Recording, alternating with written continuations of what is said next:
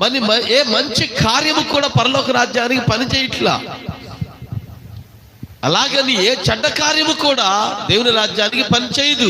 నువ్వు చెడ్డోడవైనా దేవుని రాజ్యానికి పని చేయవు, అలాగే నువ్వు మంచోడువైనా నువ్వు పరలోక రాజ్యానికి పని చేయవు.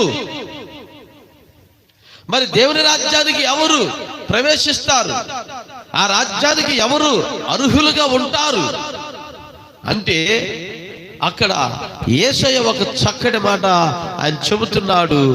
నీవు వచ్చి నన్ను వెంబడించమని అతనితో చెప్పాను. ఆ మంచి వ్యక్తితో చెప్పిన మాట ఏంటి? నీవు వచ్చి నన్ను వెంబడించు అని యేసయ్య చెప్పాడు. వెంబడించడము అంటే ఆయన మాట ప్రకారము జీవించటమే.